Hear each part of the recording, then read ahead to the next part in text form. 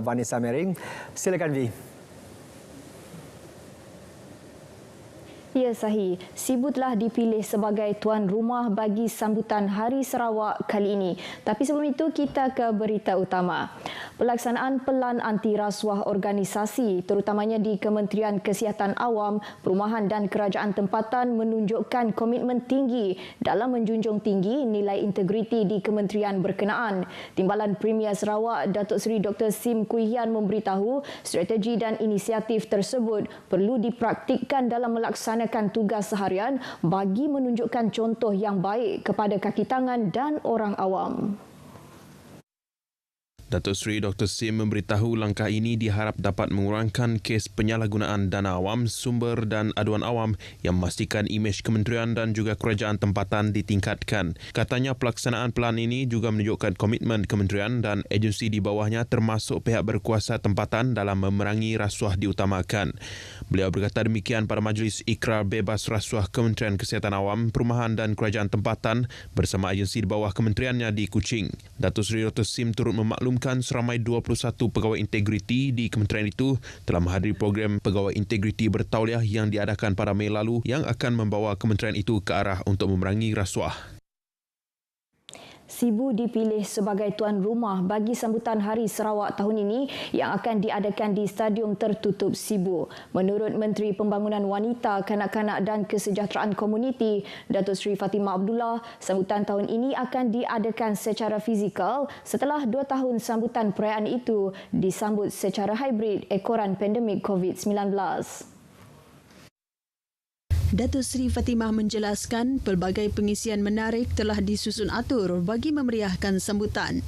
Antaranya persembahan khas teater musikal Rosli Dobi, alunan lagu khas Hari Sarawak, persembahan tarian serta persembahan artis tempatan dan artis terkenal tanah air. Orang Sibu perlu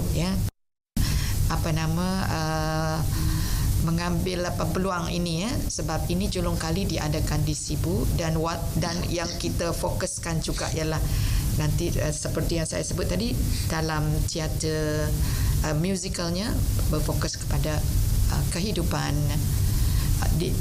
Rosli Dobi ini. Tambahnya, acara Tonggak Kerajaan Negeri yang diadakan setiap tahun ini bertujuan bagi memperingati tarikh-tarikh bersejarah tanah air di samping menyemai semangat kekitaan, kecintaan dan patriotik terhadap bangsa dan negara.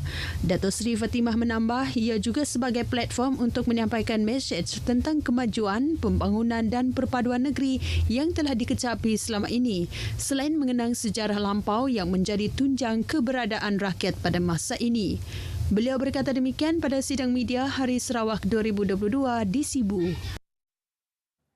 Kedutaan Amerika Syarikat di Malaysia dengan kerjasama BGBG Initiative, sebuah organisasi bukan kerajaan, hari ini telah melancarkan kempen kesedaran alam sekitar Planet Us yang diadakan di Pustaka Negeri Sarawak. Ia bertujuan meningkatkan kesedaran orang awam, terutamanya golongan generasi baharu tentang pentingnya pemeliharaan serta pemeliharaan alam sekitar dalam mengurangkan impak perubahan iklim. Bercakap kepada pemberita selepas merasmikan kempen tersebut, Timbalan Menteri Pendidikan, Inovasi dan Pembangunan Bakat Dr. Anwar Rapai memberitahu program ini bukan sahaja memupuk semangat cinta terhadap alam sekitar dalam kalangan generasi muda, malah ianya juga selari dengan dasar kerajaan negeri yang menekankan transformasi ekonomi ke arah penggunaan tenaga boleh diperbaharui. I think with this exhibition and with the US Embassy, with BGBG initiatives, we will work together to promote this more among our school children, especially in line with our state's government policy on sustainability. If you see for the past few years, our Premier has emphasized a lot on this. Tambahnya, Sarawak kaya dengan sumber asli dan berpotensi untuk memacu agenda tenaga boleh diperbaharui menerusi sistem pengurusan yang baik. Justru beliau berharap kempen ini dapat memperkasa golongan muda di Sarawak untuk terus berinovatif dan kreatif dalam aspek pemeliharaan alam sekitar dalam kehidupan seharian mereka. Selepas penganjuran di Sarawak, kempen sama akan diteruskan di beberapa lokasi seluruh negara, antaranya Kedah, Kelantan, Pulau Pinang, Sabah dan Kuala Lumpur. Polis Diraja Malaysia PDRM menuntut seluruh warganya agar sentiasa mencari kaedah untuk menambah baik dan memantapkan kecekapan perkhidmatan masing-masing. Ketua Polis Daerah Miri SCP Alexon Naga Cabu berkata setiap warga PDRM disaran supaya sentiasa bergerak pantas ke hadapan bagi memastikan mereka kekal relevan dan berdaya saing. SCP Alexon memberitahu perkhidmatan berasaskan integriti, bertanggungjawab, responsif dan bersedia memenuhi kehendak pelanggan pada masa kini adalah penting. Beliau berkata demikian bersempena Hari Bersama Pelanggan peringkat Ibu Pejabat Polis Daerah Miri bagi tahun 2022 di Dewan Ruai Kenialang IPD Miri. Tambahnya, program Hari Bersama Pelanggan menjadi platform untuk bertemu secara bersemuka dengan pihak PDRM bagi berkongsi pandangan dalam memenuhi keperluan dan kehendak masyarakat.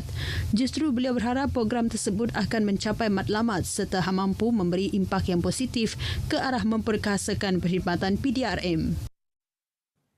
Peningkatan tahap kesedaran dan kerjasama erat dalam kalangan masyarakat melancarkan kempen derma darah yang dianjurkan di Bandaraya Miri. Timbalan Menteri Pelancongan Industri Kreatif dan Seni Persembahan Datuk Sebastian Ting Chiu Yu berkata, selari dengan tema sambutan Hari Penderma Darah Sedunia tahun ini, Derma Darah Kukuhkan Perpaduan, kempen menderma darah mampu memupuk semangat solidariti dalam kalangan masyarakat berbilang kaum tanpa mengira latar belakang dan agama.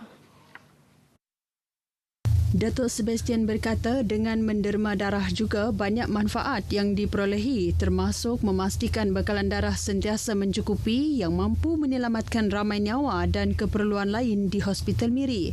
Beliau berucap merasmikan Hari Sambutan Penderma Darah Sedunia 2022 di bangunan latihan jururawat Hospital Miri. Dalam pada itu, Datuk Sebastian juga memuji usaha pihak tabung darah Hospital Miri yang meraihkan penderma-penderma darah sebagai tanda menghargai jasa sekaligus menggalakkan masyarakat mengamalkan cara hidup sihat.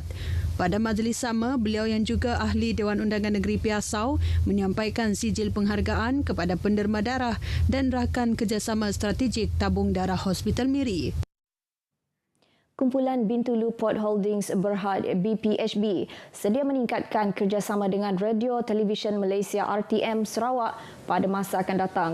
Ketua Pengurus Kumpulan Perkhidmatan Korporatnya, Maslihah Tioh berkata, ini kerana kerjasama selama ini bersama RTM Bintulu sangat responsif dan menggalakkan.